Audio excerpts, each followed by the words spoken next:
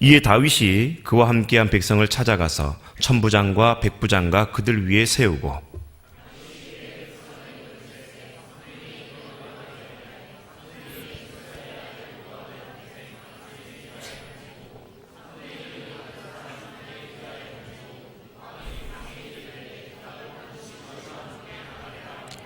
백성들이 이르되 왕은 하지 마소서. 우리가 도망할지라도 그들은 우리에게 마음을 쓰지 아니할 터이요 우리가 절반이나 죽을지라도 우리에게 마음을 쓰지 할 터이라. 왕은 우리 만명보다 중하시오니 왕은 성읍에 계시다가 우리를 도우심이 좋으니이다 하니라.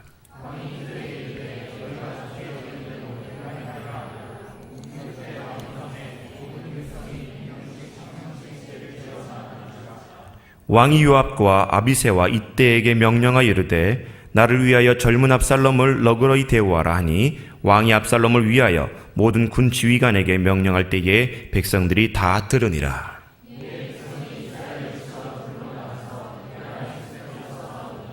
거기서 이스라엘 백성이 다윗의 부하들에게 패하매 그날 그곳에서 전사자가 많아 2만 명에 이르렀고 그 땅에서 사면으로 퍼져 싸웠으므로 그날의 숯불에서 죽은 자가 칼에 죽은 자보다 많았더라. 스코틀랜드에서 어느 한 교회의 시골 교회에서 목회를 하시던 목사님이 동네 사람들을 초청해서 부흥회를 했습니다. 3일이 됐는데도 많은 사람들이 참여하지 않고 매일매일 결신을 시키는데도 결신하는 사람이 나오질 않는 거예요. 마지막 날이 돼가지고 3일날 밤에 동네 사람들한테 결신을 권면을 하고 정말 하나님 앞에 헌신하고 예수님을 구세주로 영접하시는 분들은 나오라 했더니 동네 사람들이 아무도 나오지 않습니다. 그런데 소년 하나가 터벅터벅 걸어서 나와서 앞에 강단에 나와서 무릎을 꿇고 울면서 하나님 앞에 내가 헌신하겠다고, 내가 한평생 예수 그리스도를 나의 구세주로 모시며 그분을 위해 살겠다고 어느 한 소년이 그 앞에 나와서 무릎 꿇고 결신합니다. 목사님 답답했습니다. 오히려 동네 사람들, 어른들이, 장년들이 나와서 결신해주고 정말 교인이 되길 원했는데 꼬마 하나가 나와서 한 꼬마만 나오니까 얼마나 안타깝겠어요. 속상했고. 근데 시간이 흘러서 바로 그 자리에서 결신했던 그 소년은 바로 아프리카 선교사의 아버지였던 데이비드 리빙스턴 선교사였습니다. 여러분, 한 번 예배를 통해서라도 여러분의 삶이 송두리째 뒤바뀔 수 있는 은혜가 있기를 주의 이름으로 축원합니다. 그것이 바로 예배입니다. 예배에 나와서 아무것도 변화되지 않고 말씀을 들어도 한쪽 귀로도 한쪽 귀로 흘려버리는 것, 여러분 그건 옳은 신앙이 아닙니다. 언제도 얘기했지만 말씀 앞에 반응하고 순응할 수 있는 청년들이 될 수 있기를 주의 이름으로 축원합니다. 여러분, 전쟁의 승리나 인생의 승리라는 것은 어떤 힘의 원리에 의해서 승리가 되는 것이 아니에요. 그래서 성경에서도 전쟁은 주께 속해였다라고 말씀하고 있습니다. 인생의 산전수전을 다 겪었던 솔로몬도 전도서 9장 11절에 넘어가다 보면 이렇게 얘기합니다. 내가 돌이켜 해 아래에서 보니 빠른 경주자라고 선착하는 것이 아니며 유력자라고 전쟁에서 승리하는 것이 아니며 지혜자라고 식물을 얻는 것이 아니며 명철자라고 재물을 얻는 것이 아니며 기능자라고 은총을 입는 것이 아니니 이는 시기와 우연히 모든 자에게 임함이라. 여러분, 빠른 것으로 친다면은 여러분 100m 세계기록 보유자인 우사인 볼트가 맨날 이겨야 되지요. 그런데 작년에도 대구 육상 세계 선수권대회에서도 우사인 볼트 어떻게 됐습니까? 부정 출발로 실격하지 않습니까? 여러분, 빠른 것보다 더 중요한 것이 무엇의 원칙이냐? 바른 삶이어야 된다는 것입니다. 아멘. 유력한 사람이라고 여러분 다 승리할까요? 아니에요. 여러분, 프로축구가 시즌이 끝나면 여러분 우리나라에도 FA컵이 있죠. 프로축구팀, 아마추어 팀들 다 해가지고 시합을 하게 되는데 항상 FA컵 축구 시합을 보다 보면 한국철도라는 팀이 수원이라든가 전북현대라든가 이런 팀을 다 누르고 올라와서 8강 심지어 4강까지 올라가는 공포의 외인 구단이 한국철도라는 팀이 있어요. 프로팀도 아니에요. 그런데 늘 언제나 FA컵에서 그런 반란을 일으킨 팀이 바로 이 한국철도라는 팀이 있다는 거예요. 그래서 무조건 힘이 있다고 유력하다고 해가지고 이긴다는 게 아니라는 거죠. 여러분, 강하다고 다 이기는 것일까요? 아니라는 거예요. 힘이 세다고 다 잘 될까요? 아니라는 거예요. 건강하다고 잘 될까요? 아니라는 거예요. 우리가 인생을 살다 보면은 내가 아무리 능력 있고 똑똑하고 지식이 많고 강인한 체력을 갖고 있다 할지라도 여러분 넘어지지 않을 것 같지만 누구나 다 넘어지게 있다는 거예요. 그렇게 넘어지면서 수렁에 빠지기도 하고 곤두박질 치면서 쓰러지는데, 여러분 그것으로 끝나는 것이 아니라 그런 수렁과 그런 늪에서 우리 모두가 일어날 수 있기를 주의 이름으로 축원합니다. 다윗도 여러분 전쟁에 나갔을 때 사울은 천천히요, 다윗은 만만이라고 하면서 칭송을 들었던 인물이 다윗이었어요. 잘 나가던 왕이었습니다. 그런데 이 다윗이 승승장구하다가 어느 날 그것도 자신의 아들이었던 압살롬한테 배신을 당하고 쫓겨다니는 인생으로, 밑바닥 인생으로 내려가는 것이 바로 다윗의 인생이었다는 거예요. 그렇게 이스라엘의 위대한 왕이라고 칭호를 받았던 다윗마저도 인생의 밑바닥에 들어가게 됐을 때에 그는 그곳에서 좌절하고 시험 들어서 쓰러지는 것으로 인생이 끝나는 것이 아니라 바로 그곳에서 그 인생의 침체에서, 늪에서, 수렁에서 일어서게 되는데, 오늘 사무엘하 18장 말씀을 통해서 다윗이 그 침체와 수렁에서 일어났던 비결을 저와 여러분 모두가 깨닫고 배울 수 있기를 주의 이름으로 축원합니다. 오늘 말씀 한번 같이 보도록 하겠습니다. 여러분 1절과 2절 말씀 다시 한번 우리 읽었으면 좋겠는데요. 찾아봅시다. 1절과 2절 같이 읽습니다. 시작. 이에 다윗이 그와 함께한 백성을 찾아가서 천부장과 백부장을 그들 위에 세우고, 다윗이 그의 백성을 내보낼새 3분의 1은 요압의 휘하에, 3분의 1은 수료의 아들 요압의 동생 아비사의 휘하에 넘기고, 3분의 1은 가드 사람 이때의 휘하에 넘기고, 왕이 백성에게 이르되 나도 반드시 너희와 함께 나가리라 하니. 오늘 1절과 2절 말씀을 보다 보면 다윗이 압살롬에게 쫓겨다니는 도망자 신세에서 다시 그 수렁과 늪에서 일어나기 위해서 제일 첫 번째 했던 행동이 무엇이냐면 본인의 군대를 자체적으로 내부적으로 정비를 하게 됩니다. 그래서 자기가 데리고 다니고 있었던 그 군사를 새 부대로 분류를 하게 되는 거예요. 내부적인 정비를 하고 보완을 하게 됩니다.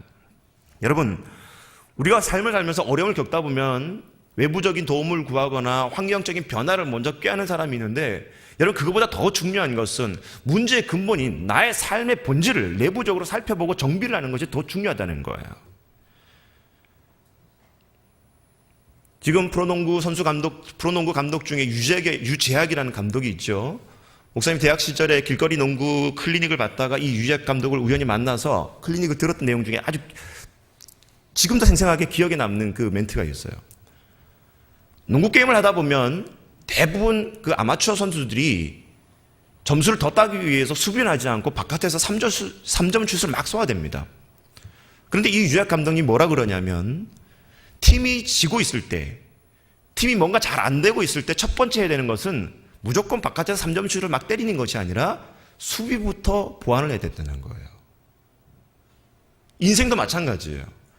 우리가 남들에게 뒤처졌다고 생각하고 뭔가 잘못됐다고 생각한 나머지 공격적인 삶을 사는 사람이 많아지게 되는데, 그것이 아니라 뭐가 잘 안 되는지 내 삶의 자체적으로 내부적으로 정비를 해보고, 그리고 수비를 잘 했을 때 그 삶이 그 위기와 수렁에서 일어날 수 있다는 것입니다. 여러분 물리학의 법칙 중에 여러분 엔트로피의 법칙이라는 것이 있습니다. 그 법칙이라는 것은 그냥 가만히 내버려 두면 무질서가 더 늘어난다는 거예요. 집안도 정리를 해놓고서 건드리지 않으면 여러분 그냥 그대로 있을 것 같죠? 그렇지 않다라는 거예요. 그냥 내버려 두면 무질서가 더 늘어나는 것이 이 엔트로피의 법칙이라는 거예요. 이걸 이야기로 여러분 뒤집어 보다 보면 우리 안에 어떤 무엇인가가 마음속에, 생활 속에, 신앙 속에 질서가 잡혀지기 원하고 무언가 정돈되기를 원한다면 내 안에 가만히 내버려 두는 것이 아니라 이 질서를 유지할 수 있는 어떤 힘이 존재해야 된다는 거예요. 여러분 내 삶에도 마찬가지예요. 어떤 위기와 어려움과 수렁의 그런 상태에 있었을 때 그 무질서를 잡아줄 수 있는 그런 외부적인 힘이 필요한데, 그것이 하나님이 될 수 있기를 주의 이름으로 축원합니다. 그래서 여러분 이 하나님이 내 안에 내적인 강화를 일으킬 수 있도록 이 열악한 상황과 그리고 벽에 부딪힌 이 상황을 그 하나님이 일하실 수 있도록 내 삶 가운데 내부적인 정비가 일어날 수 있도록 우리가 집중하고 기도해야 된다는 거예요. 할렐루야. 여러분 기도보다 앞서지 않기를 주의 이름으로 축원합니다. 하나님의 음성을 듣는 그런 습관이 되어질 수 있기를 주의 이름으로 축원합니다. 예수님의 제자들도 마찬가지였어요. 예수님의 제자들이 예수님과 함께 3년 동안 공생의 기간을 삶을 열심히 살다가 스승을 모시고 살다가 이 예수님께서 부활하고 승천하십니다. 스승이 없어져 버린 거예요. 어떻게 보면 우리 같았으면 지도자가 없게 되니까, 리더가 없게 되고 스승이 없게 되니까 두려운 나머지 땅끝까지 이르러 복음을 증거하라고 하나님 나라를 세우라고 하는데, 12명의 제자들 가지고는 너무나 부족하다고 생각한 나머지 더 많은 추종자들을 얻기 위해서 동분서주했을 것 같아요. 그런데 오늘 누가복음 24장의 말씀을 보다 보면 예수님께서는 그 제자들에게 뭐라고 부활 승천하시기 직전에 뭐라고 얘기하냐면 볼지어다 내 아버지의 약속하신 것을 너희에게 보내리니 너희는 위로부터 능력을 입히올 때까지 이 성에 유하라 하니라. 제자들은 겁에 질려서 동분서주하면서 추종자들을 끌어모았던 것이 아니라 그 예수님의 말씀을 기억하고서 그 위기와 어려움 속에서 예루살렘에 거하면서 위로부터 내려질 하나님의 능력을 구할 때까지, 그리고 그것을 얻을 때까지 움직이지 않고 열흘 동안 한자리에 모여서 기도했다는 거예요. 그리고 오순절 다락방 사건 가운데 성령님께서 기름 부어주시니까 바로 그 기름 부음, 위로부터 내려진 능력을 얻고 외부로 나가서 하나님의 말씀을 증거하게 되니까 베드로가 설교하게 됐을 때 3,000명이 회개하고 돌아오지 않습니까? 여러분, 우리도 마찬가지예요. 무슨 일을 하든지 이 원칙을 놓치지 않기를 주의 이름으로 축원합니다. 어떤 내부적인 정비나 조직적인 것을 개편할 때 여러분 중요한 게 바로 여기 있다는 거예요. 움츠림의 원칙이 필요하다는 거예요. 무작정 달려들어서는 안 된다는 거예요. 내 삶에 문제가 발견됐을 때 이것을 고치기 위해서 여러분 먼저 해야 될 게 뭐냐면 위로부터의 능력을 구할 수 있기를 축원합니다. 근데 여러분, 이 내부적인 정비, 내부적인 이 보완을 하는 데 있어서는 실제적으로 너무나 많은 어려움들이 있어요. 잘 들어보십시오. 비행기가 여러분 이륙할 때 그리고 착륙할 때 이 비행기 타임 속에서 보통 조종사들이 가장 힘들어하는 시간이 11분이라 그래요. 이륙할 때 7분, 그리고 착륙할 때 4분이라는 이 크리니컬 타임이라고 그러는데 왜 이륙할 때 7분이 힘들고 착륙할 때 4분이 힘드냐?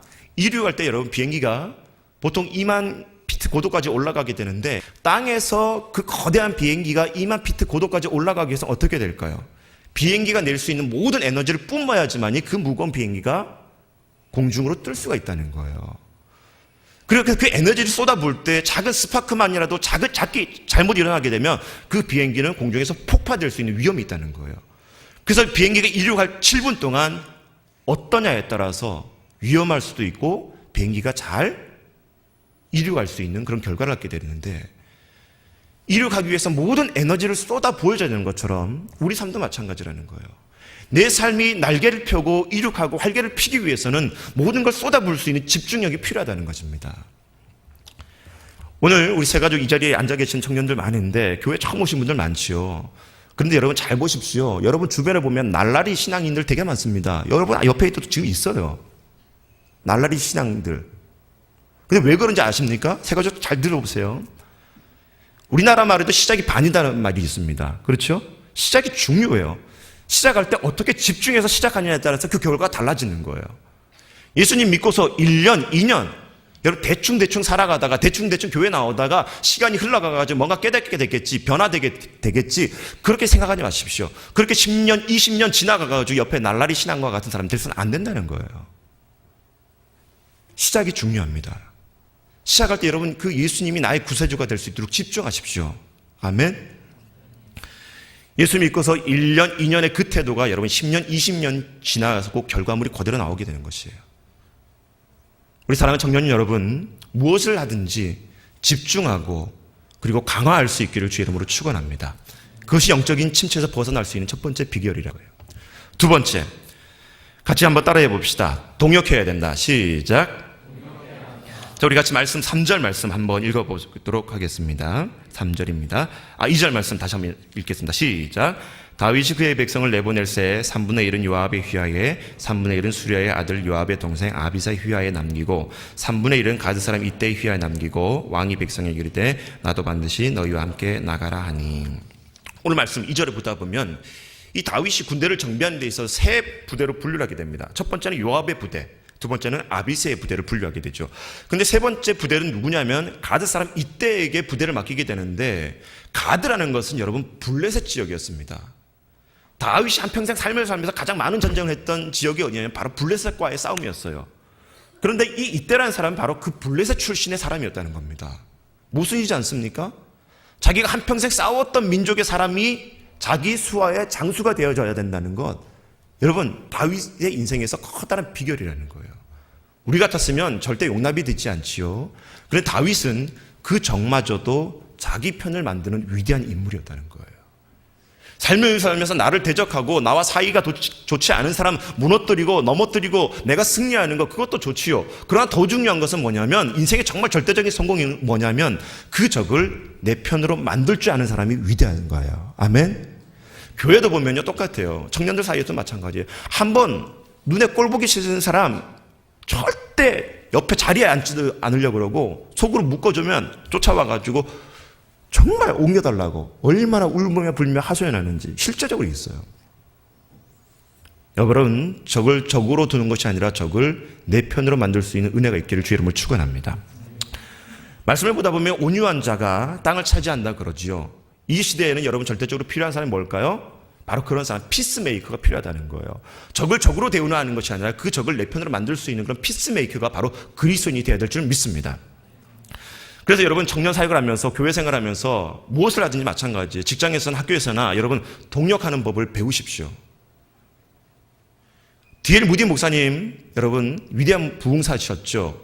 그런데 이 무디 목사님이 찬양에 대한 은사가 없어요. 그러다 보니까 늘 언제나 부흥회 가는 곳마다 누구를 동반하고 데리고 다니냐면 여러분 생키라는 유명한 찬양 사역자를 함께 모시고 다니면서 집회를 이끌게 됩니다. 생키가 찬양으로 문을 활짝 열게 되면 그 무디 목사님 올라가서 말씀을 전하게 되는 거예요.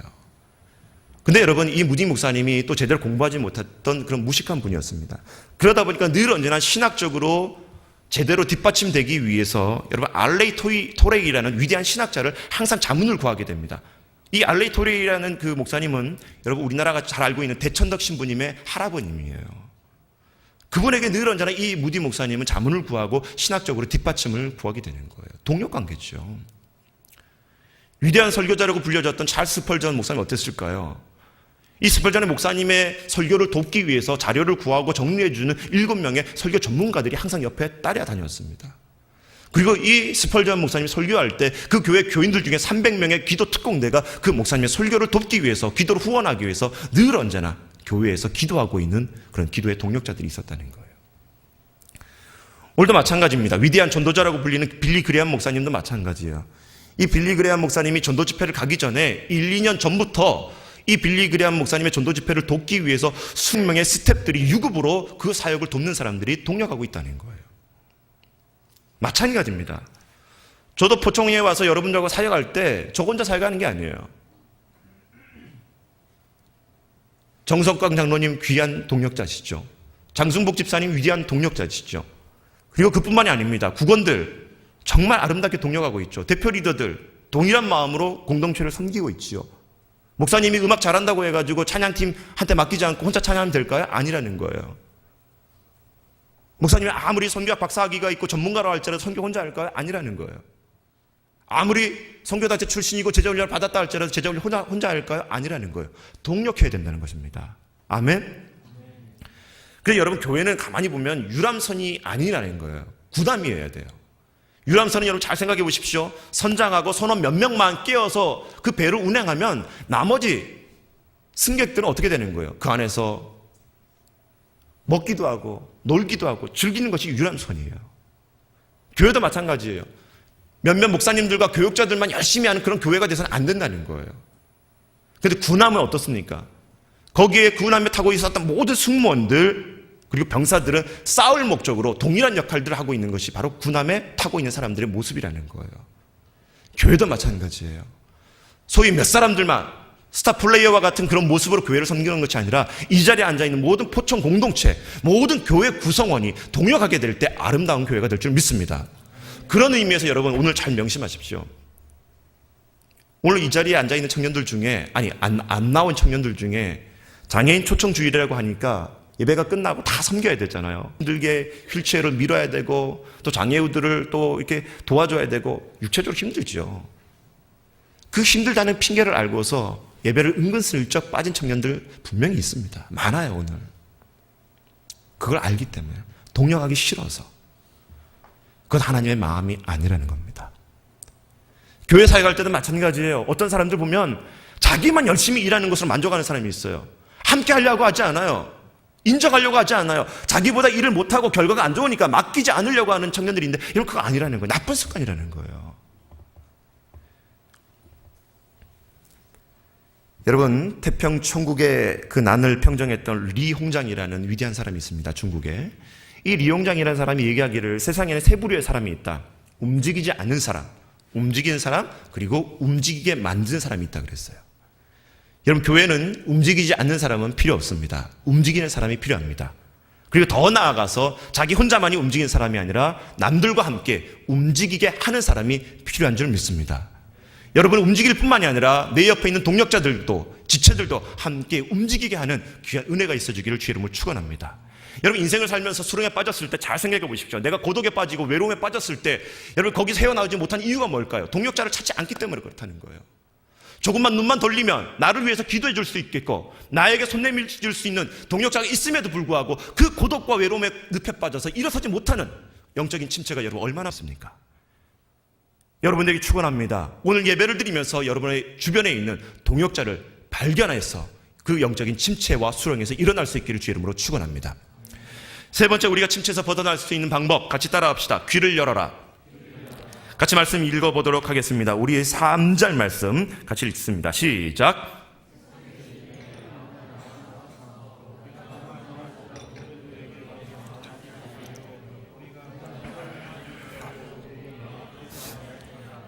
왕은 우리 만방보다 중하시오니 왕은 성읍에 계시다가 우리를 도우심이 좋으나이다 하니라. 아멘. 오늘 3절 말씀은 뭐라 그러냐면 백성들이 이 다윗이 군대를 조직하고 개편하고 나서 그 전쟁에 나가서 같이 싸우려고 하는 거예요. 왕이 직접 나서서. 그런데 이 백성들이 그걸 만류하게 됩니다. 적들이 지금 원하는 것은 왕이시기 때문에 왕이 전쟁에 나가서 잘못되는 것보다 우리가 나가서 싸우게 하고 왕은 뒤로 물러나서 이 백성들이 싸우는 것을 뒤에서 백업해달라는 거예요. 여러분, 다윗의 위대함이 여기에 있습니다. 자기가 모든 것을 하려고 하지 않고, 여러분, 어떤 사람 보다 보면 자기 혈기 때문에 뭐든지 그냥 죽기 살기로 달려드는 사람이 있는데 그게 아니라는 거예요. 다윗은 그 백성들의 그 만류를 듣고서 한 발자국 뒤로 물러나게 됩니다. 그리고 자신의 생명이 자기만의 생명이 아니라 이 백성들을 책임져야 되는 왕의 생명이라는 것을 깨닫게 되고 한 발짝 물러나서 그 백성들의 조언을 듣게 되는 거예요. 다윗의 위대함이 여기라고 생각합니다. 여러분, 나이가 들어가게 되면, 우리 청년들 중에서도 마찬가지지만 나이가 들어가게 되면 자꾸 나쁜 습관이 나타나게 되는데 그것이 뭐냐면 다른 사람들 얘기를 듣지 않으려고 해요. 이게 벌써 15기, 14기만 돼도요, 이렇게 교만해가지고 씨가 안 먹혀요. 동인이 왜 웃니? 근데 여러분, 이게 일반적인 나이가 들고 수명이 늘게 되면서 동일하게 나타나는 습관이라는 거예요. 어르신들, 여러분, 죄송한 말이지만 여기 어르신들 별로 안 계시기 때문에 고집이 얼마나 세십니까? 나이가 드신 분들. 근데 여러분, 일반적인 사람들의 습관이라는 거예요. 근데 여러분, 나이가 들수록 더 아름다워지기 위해서는 열린 귀를 가져야 될 줄 믿습니다. 중국의 전설적인 왕 중에 우왕이라는 사람이 있어요. 이 우왕이 글을 남겼는데 일일신 우일신이라는 그 글귀를 적게 됩니다. 이 말은 하루하루가 새로워질수록 우왕이 나 자신도 새롭게 살겠다는 다짐이 일일신 우일신이라는 글귀를 남기게 돼요. 한 나라의 왕이 날마다 새롭게 되겠다는 그 마음가짐을 가졌으니까 여러분, 그 나라가 얼마나 위대해졌겠습니까? 저도 마찬가지입니다. 매주 똑같은 설교, 똑같은 예배를 드리고 싶지 않아요. 뭔가 하나님 앞에 정말 우리가 할 수 있는 다양한 것들, 많은 것들을 올려주고자 하는 그 열정이 우리들에게 끊임없이 타올라야 될 줄 믿습니다.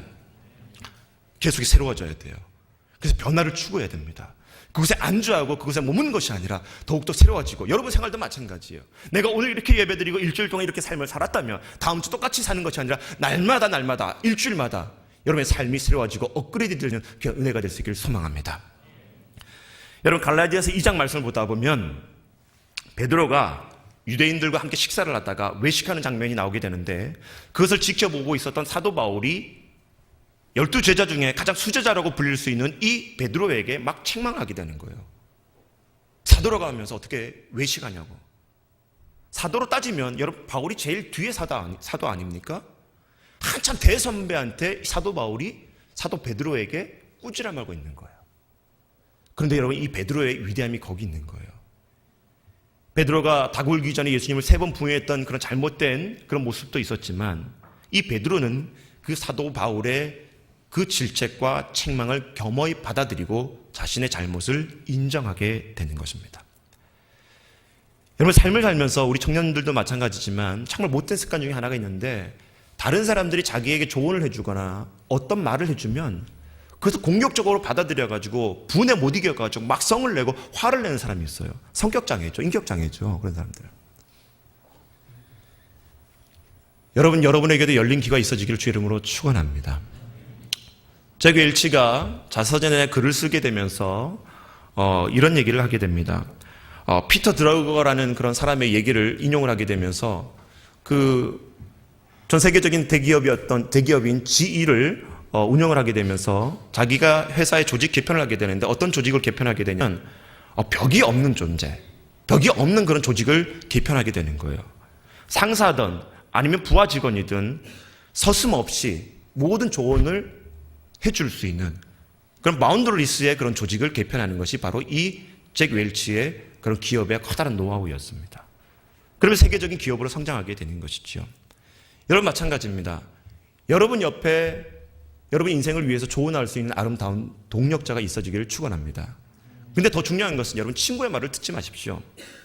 친구 따라 강남 간다는 얘기를 많이 하게 되죠.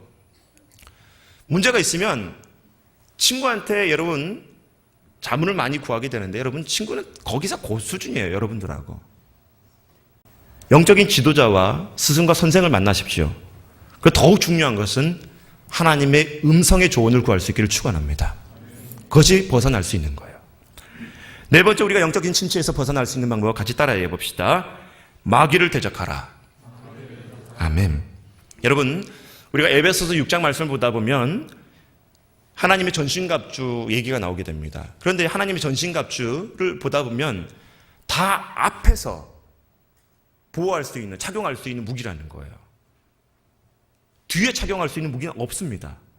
왜 그럴까요? 마귀에게 등을 보여서는 안 된다는 거예요.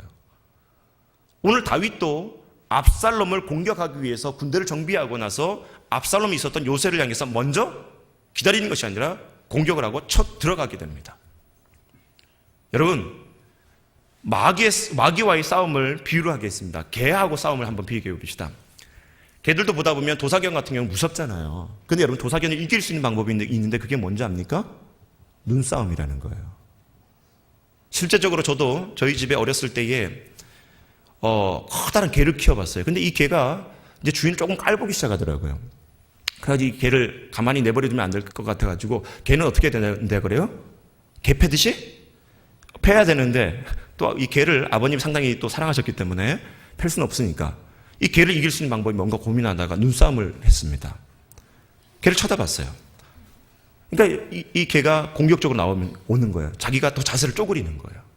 저도 쪼그렸죠. 또 쪼그리는 거예요. 저도 더 쪼그렸어요. 나중에는 제가 땅바닥까지 엎드려가지고 개와 눈싸움을 벌였습니다.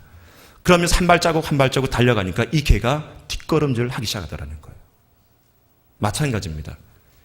여러분 마귀를 두려워하거나 뒷걸음질하는 인생이 되는 것이 아니라 그 마귀를 정면으로 대적하고 승리할 수 있는 인생이 될 수 있기를 주의 이름으로 축원합니다. 존 파이퍼가 썼던 여러분 하나님의 미소라는 책이 있습니다. 그 존 파이퍼 책을 읽다 보면 데이빗 브레인 우드라는 인디안 선교사의 이야기가 나오게 돼요. 이 브레인 우드 선교사가 예일 대학에 들어가게 됐다가 그만 삶에 여러 가지 어려움을 겪어서 예일 대학에서 퇴학을 당하게 됩니다. 퇴학하고 나서 우울증을 겪기도 하고 정신적인 여러 가지 고통을 겪게 돼요. 그런데 이 고통과 위기를 잘 극복하게 되고 하나님을 인격적으로 만나게 되면서 이 브레인 우드는 인디안 선교사로 자원하게 돼서 복음을 증거하러 떠나게 됩니다. 이 존 파이퍼가 그 브레인 우드 선교사의 삶을 분석하면서 이런 얘기를 하게 됩니다. Lose the good and gain the best라는 글귀를 남기게 되는 거예요. 다시 말해서 예일 대학이라는 좋은 그런 명예와 학력을 잃어버렸지만 하나님께서는 그게 인디안 선교사라는 하나님의 귀한 사명이라는 가장 좋은 것을 주셨다는 거예요. 여러분 우리도 마찬가지입니다. 내가 하나님의 일을 하게 될 때 누가 공격할까요? 마귀가 공격하게 되는 거예요. 너가 갖고 있는 것을 잃어버린다. 교회를 위해서 봉사하라 그러고 헌신하라 그러면 시간을 잃어버리고 물질을 잃어버리고 내가 사랑하는 이성 교제하는 사람을 만날 시간도 잃어버리게 되고 데이트 시간 없어지는 거니까 공부할 시간도 적어지고 여러 가지 많은 것들을 손해본다고 마귀가 속삭이게 됩니다. 실제적으로 맞지요. 근데 여러분 명심하십시오. 내가 좋은 것을 잃어버렸다 할지라도 나에겐 여겨지는 좋은 것을 잃어버렸다 할지라도 하나님께서는 가장 좋은 것을 우리에게 다시 주실 줄 믿습니다. 여러분 그래서 헌신하십시오.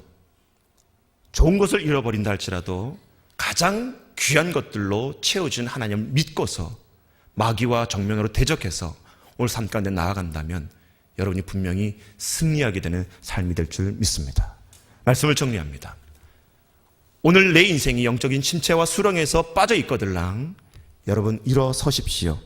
여러분 스스로를 정비하시기 바랍니다. 그리고 옆에 있는 동역자들을 얼마든지 활용하십시오. 그리고 그 동역자가 해주는 얘기를 잘 귀 기울여서 반응할 수 있기를 바랍니다. 그리고 아무리 그 마귀의 공격이 크다고 할지라도 여러분이 먼저 마귀를 공격하고 대적한다면 십자가 보혈의 능력으로 저와 여러분 모두가 승리하게 될 줄 믿습니다. 우리 오늘 감고 이 시간 간절히 기도하는 시간 갖도록 하겠습니다. 청년 여러분, 우리의 삶이 혹시라도 영적인 침체와 수렁에 빠져 있는 그런 순간은 아닙니까? 어떻게 헤어나오고 싶지만 헤어나올 줄 몰라서 끊임없이 고통하고 좌절하고 포기하려고 하는 그런 마음은 있지 않습니까?